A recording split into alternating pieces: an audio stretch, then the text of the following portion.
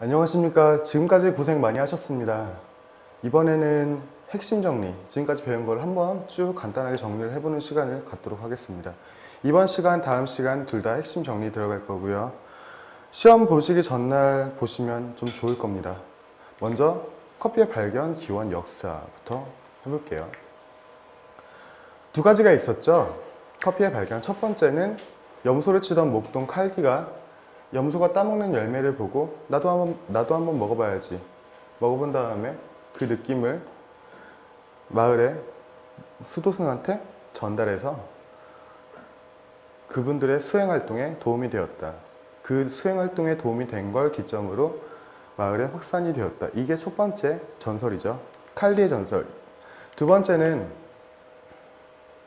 아라비아 왕국의 공주가 병에 들어서 누구든지 내 딸을 고쳐주는 사람에게는 어마어마한 돈과 지위, 명예를 주겠다라고 했을 때 이 오마르라는 분이 가서 기도를 했죠. 기도해서 병간호를 계속 했는데요. 그때 사랑에 빠져서 유배를 갔다가 유배에서 다 죽어가던 찰나에 어떤 예쁜 새가 먹는 열매를 따먹고 이거 먹고 가져가서 사람들한테 나눠줘야겠다.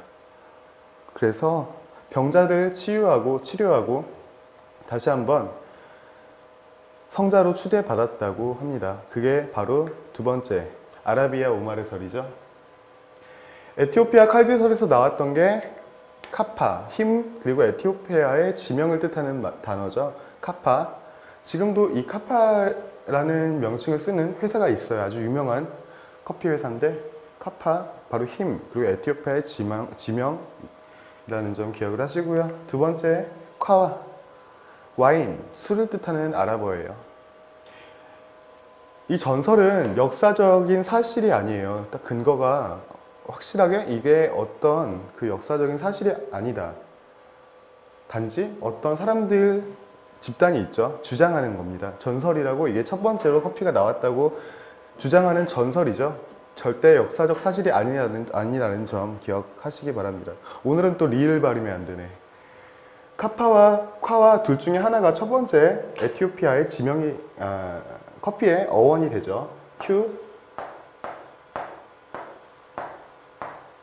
카와 또는 카파. 그러면 첫 번째 이 콰와 또는 카파라고 불리던 커피가 어떻게 어원이 변화했는지 볼게요. 터키어인 카페. 발음하기가 좀 어려워요. 저도 실제로 수업할 때 이걸 발음할 때 자꾸 웃어요.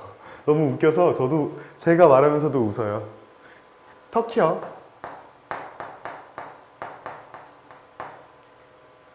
다음에는 카우베라는 말이 나왔고요.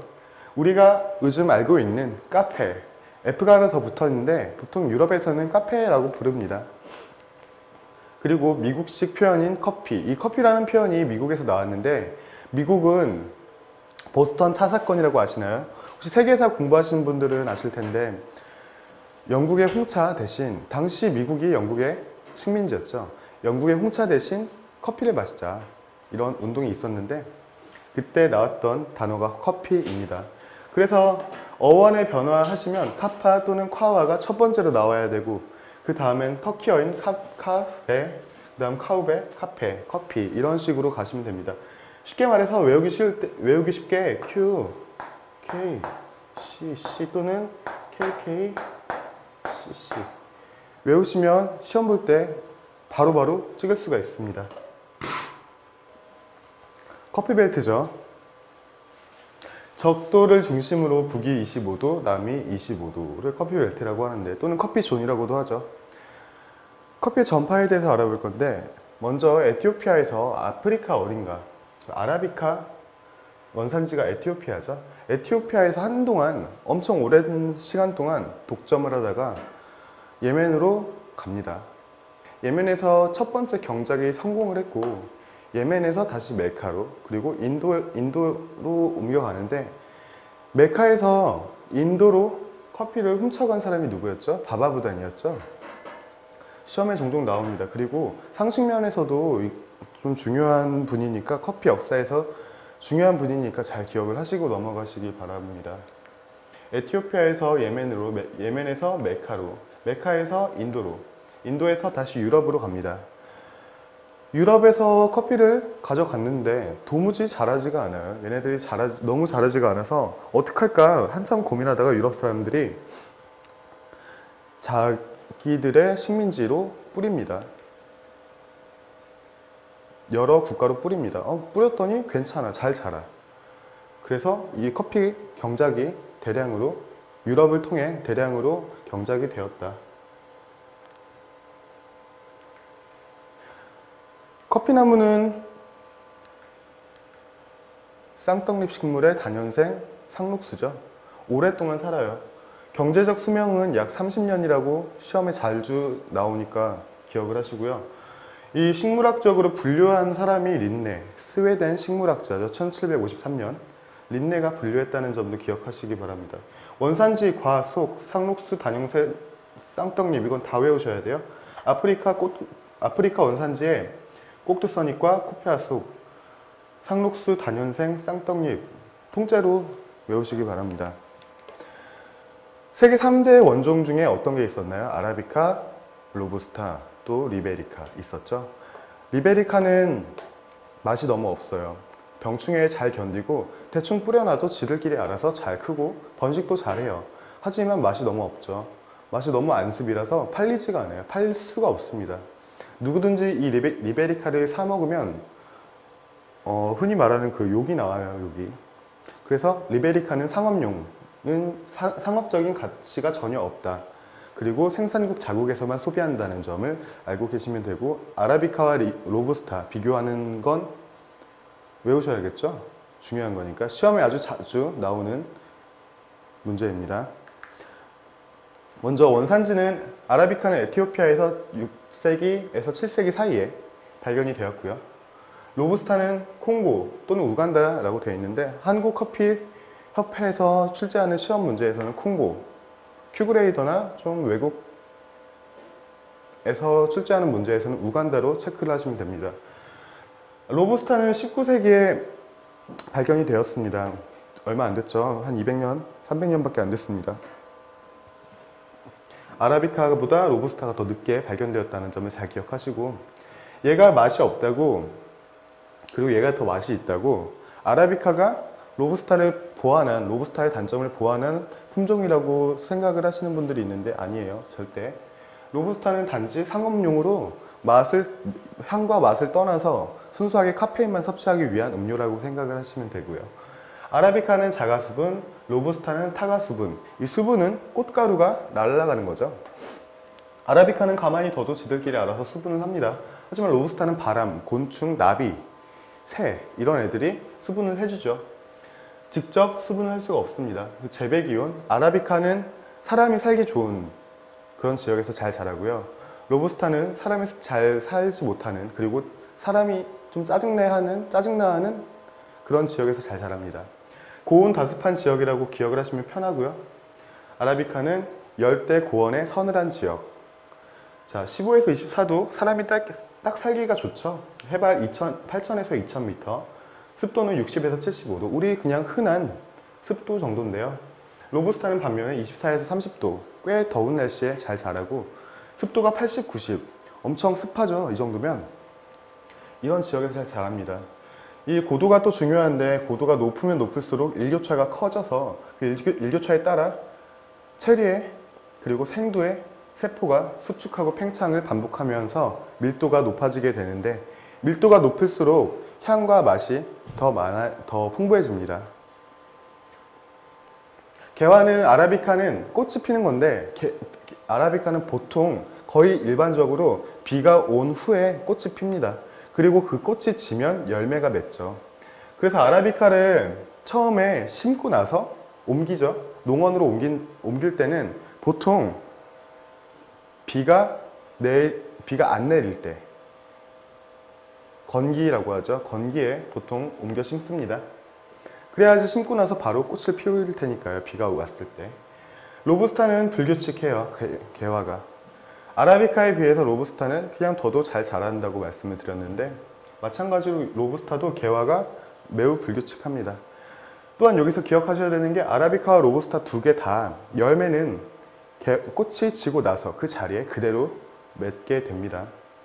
체리 숙성 기간은 아라비카가 한 반년 정도, 6에서 9개월 정도, 로부스타는 한 1년 정도, 9에서 11개월까지 숙성을 합니다. 이 숙성이라는 게 초록색에서 빨간색으로 가는 그 숙성 기간을 말씀드리는 거예요. 병충해는 아라비카가 약하죠. 로부스타가 강합니다. 이 병충해에 강하다고 해서 로부스타, 강하다, 힘, 잘 견디는 이런 뜻을 가지고 있는 로부스타라는 말이 생깁니다. 그 말을 갖다 붙인 거죠. 반면에 아라비카가 로부스타에 비해서 조금 더 좋은 게 가뭄. 뿌리가 깊으면 깊을수록 더 튼튼하겠죠. 로부스타는 반면에 조금 낮은 편이라서, 얕은 편이라서 가뭄에 조금 약한 편입니다. 카페인은 아라비카에 비해서 로부스타가 훨씬 더 많고 한 2배 정도 많죠.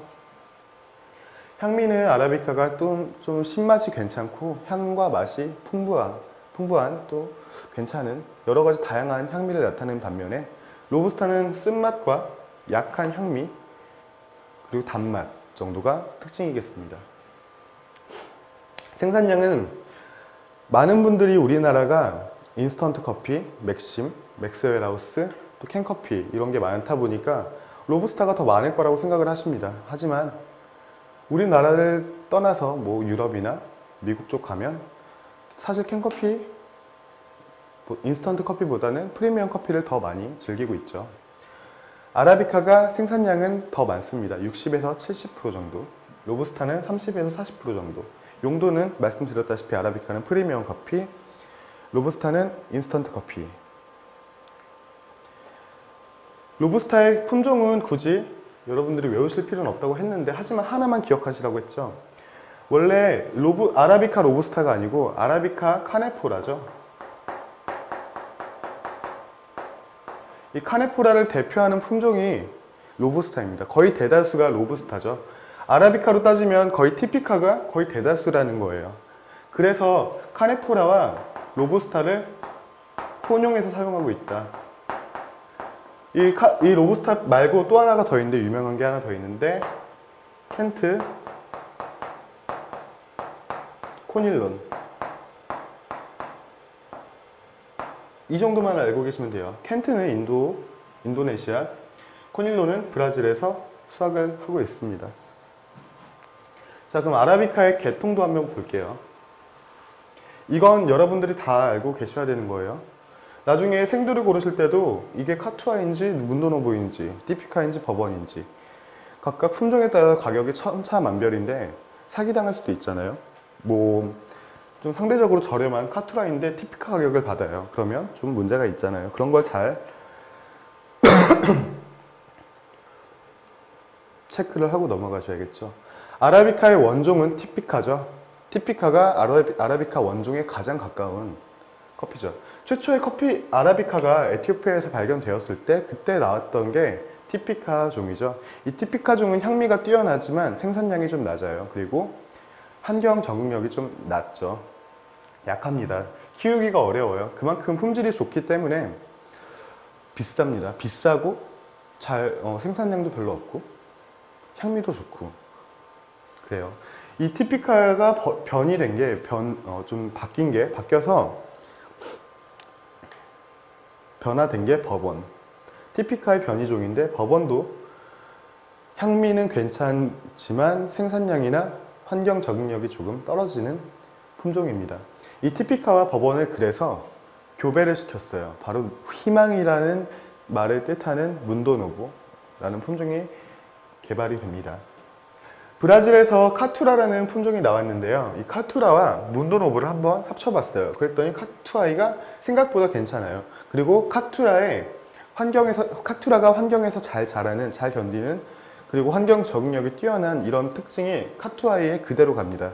그래서 문도노보와 카투라의 중간 정도 성격을 띠고 있는 카투아이는 향미도 나쁘지 않고 생산량도 괜찮고 키우기도 쉽습니다.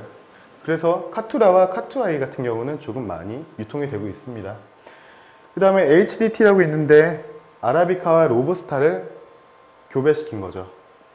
하이브리드 티모르, 이 HDT와 카투라를 교배시켜 카티모르를 만드는데, 카티모르는 사실 많이 찾진 않아요. 하지만 여기서 시험에서 딱 나오기 좋은 게 있죠. 아라비카의 원종, 아라비카와 로부스타의 교배종, 아라비카 중에 티피카와 버번의 교배종, 이 정도는 시험에 나오기가 좋아요. 그래서 기억을 하고 넘어가시기 바랍니다. 이거 외에도 뭐 게이샤, 마라고지페 많죠. 그 중에 시험에 최근에 출제되었던 게 마라고지페인데요.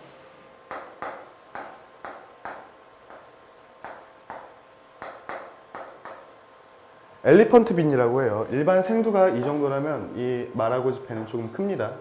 이건 좀 오버했는데 월등히 커요. 한 수프리모 이상으로 클 수 있어요. 이게 브라질에서 나온 커피인데 엘리펀트 콩이라고도 하고 마라고지페라고도 합니다.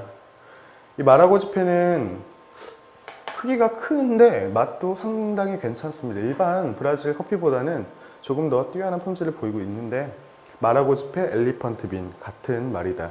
그리고 피베리도 있었죠. 피베리와 카라콜, 피빈 같은 말입니다.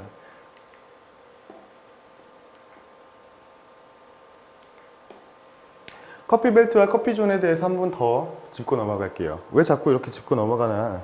시험에 잘 나오니까요. 시험 5개 보면 4개에서 나옵니다. 커피벨트가. 적도를 중심으로 북위 25도, 남위 25도. 제가 수업을 하면서 지금까지 한 6번 정도는 말씀드린 것 같은데 이거 틀리시면 안 돼요. 25도예요. 시험에서는 30도, 30도 또는 25도, 30도, 30도, 25도 또는 40, 40 이런 식으로 나오는데 25입니다. 외우기도 쉽죠? 그래서 베트남, 인도네시아, 예멘, 에티오피아, 케냐, 탄자니아, 브라질, 페루, 콜롬비아, 코스타리카, 엘살바도르, 과테말라, 도미니카 공화국, 자메이카, 쿠바, 멕시코 등등 여러 생산국에서 생산이 되고 있다 정도 기억하시고요. 커피의 재배 조건은 아까 말씀을 드렸지만 한 번 더 짚고 넘어가겠습니다. 기온과 강우량, 습도, 고도가 있는데, 기온은 연간 기온 15에서 24도, 순수하게 커피 나무만 보는 거예요. 아라비카, 로부스타를 떠나서 순수하게 커피 나무. 적절한 일교차가 필요한 건 당연한 말이죠. 약간 좀 우리 초등학교 때 배웠던 도덕 문제 같은. 영하권에서는 절대 자랄 수가 없습니다. 커피 나무는 추우면 절대 자랄 수가 없어요. 특히 로부스타는 더더욱. 아라비카도 추운 데서 잘 못 자라는데 로부스타도 추운 데서는 자라줄 수가 없습니다.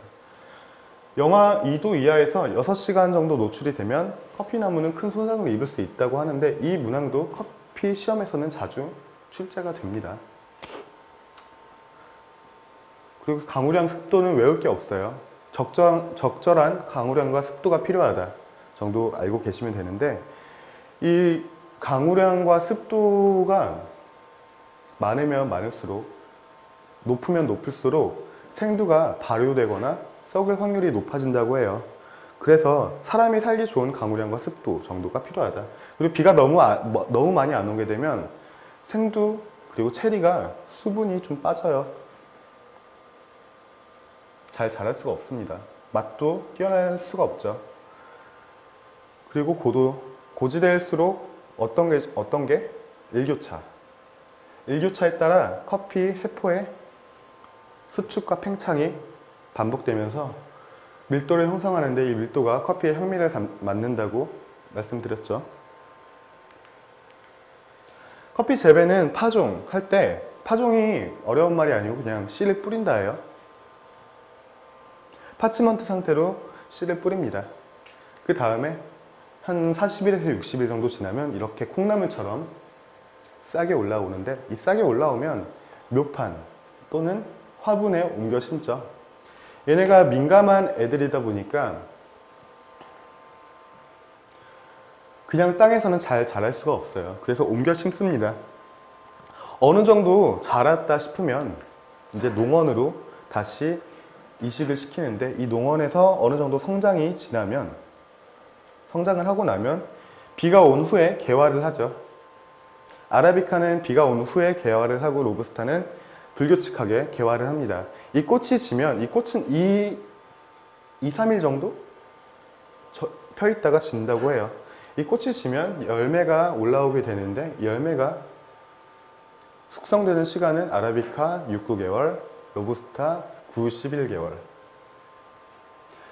그래서 첫 번째 커피를 괜찮은 품질의 커피를 수확하기 위해선 약 5년 정도의 시간이 필요하다고 해요. 5년 동안은 커피 농장주들은 매출이 전혀 나오지 않습니다. 혹시라도 주변에 뭐 나 다른 데 가서 저쪽 가서 커피 농장이나 할래, 그런 분들이 있다면 뜯어 말리세요. 5년 동안 매출이 안 나와요. 이렇게 자란 커피들은 수확하는 방식이 있죠. 핸드피킹과 스트리핑, 그리고 기계 수확인데 세 가지의 장단점 다 기억하시나요? 먼저 핸드피킹은 손으로 하나하나 따는 거죠. 스트리핑은 가지 전체를 훑어내리는 방식. 그리고 기계 수확은 농장이 좀 커요. 사람이 절대 할 수가 없을 만큼의 커피 생산량을 보이면 거기서는 어쩔 수 없이 기계 수확을 해야겠죠. 브라질이 대표적입니다. 브라질에서는 거의 다 웬만한 농장들은 기계 수확을 하고 있어요. 먼저 경제성부터 볼까요? 핸드피킹은 경제성이 순수하게 가격만 말하는 거예요. 가격은 좀 비쌉니다. 스트리핑은 이 핸드피킹에 비해서 당연히 조금 싸겠죠. 한 중간 정도. 기계 수확은 조금 더 싸죠. 기계가 수확해 주니까 사람 손이 닿지 않아요. 인건비가 들어가는 걸 볼게요. 인건비는 핸드피킹이 가장 많이 들어가죠. 그리고 스트리핑은 핸드피킹에 비해서 조금 덜 들어가는 특징이 보이고요. 기계 수확은 인건비가 기계를 조작하는 한 명만 있으면 되죠. 생산성, 핸드피킹은 아주 생산성이 낮아요. 스트리핑은 한 중간 정도, 기계 수확은 아주 많이 생산할 수 있죠. 균일성은 핸드피킹 당연히 가장 좋겠죠.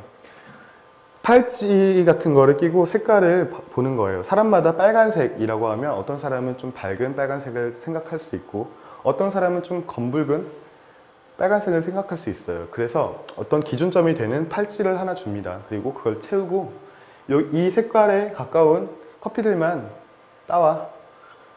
이러다 보니까 균일성이 아주 좋죠. 품질 자체가 매우 좋습니다. 스트리핑 방식 같은 경우는 이렇게 체리가 불균일하게 익으면 조금 떨어지죠. 그리고 기계 수확은 제가 말을 한 번 더 해야 되는데 시험에서는 기계 수확이 불균일하다고 가장 불균일한 방식이라고 나와 있어요. 하지만 실제로는 요즘 기술이 발달해서 그 기계 수확으로 커피 나무를 쓸어 갈 때 그 줄이 있어요. 이 줄로 진동을 주는 건데 이 진동의 강도를 조절할 수 있어서 잘 익은 체리들만 떨어질 수 있게 개발이 되었다고 해요. 그래서 최근에는 그다지 그렇게 불균일하지 않다. 어느 정도 퀄리티는 보여주고 있다. 를 알고 계시고 시험에서는 불균일하다고 하면 그런가 보다 하세요. 일단 우린 시험이 중심이니까 불균일하다고 하겠습니다. 친환경성은 당연히 핸드피킹이 가장 좋겠죠. 나무에 전혀 손을 안 대도 열매만 딱 집어서 담을 수 있어요. 전혀 손상이 되지 않아요. 하지만 스트리핑은 가지를 훑어버리기 때문에 잎이나 다른 나무 가지에 손상을 줄 수가 있죠. 또한 이 훑어내리는 과정에서 체리들이 바닥으로 떨어지면 바로 토양 오염이 되죠. 체리들이 열매다 보니까 발효되고 썩을 수 있어요. 그게 땅으로 가고 흙으로 가면 그다지 친환경적이진 않다. 그래서 얘도 한 중간 정도. 기계 수확은 나무를 훑고 지나가는 거기 때문에 가장 많은 손상을 주죠. 자, 그래서 핸드피킹은 대부분의 워시드 커피 생산국에서 많이 사용하고 있고요. 스트리핑은 대부분의 내추럴 커피 생산국 그리고 로부스타 수확할 때 하고 있습니다. 기계 수확은 주로 브라질에서 하고 있고요. 또 스페셜티 커피라는 거 아시죠? 스페셜티 커피는 무조건 핸드피킹으로 사람이 직접 하나하나 땁니다. 자, 이렇게 간단하게 생두의 수학까지 알아봤습니다. 역사와 생두 식물학, 커피의 식물학적인 정의 같은 걸 알아봤고 수학 방법까지 알아봤어요. 여러분들 복습은 하지 마시고 교재를 한번 보세요. 교재를 한번 보시고 수업을 한 번 더 리피트해서 보시던가 시험 보시기 전날에 한 번 더 돌려보시면 좋습니다. 30강에서는 생두에 수확한 생두 가공하는 방식, 수확한 체리를 가공하는 방식에 대해서 알아볼 겁니다. 감사합니다.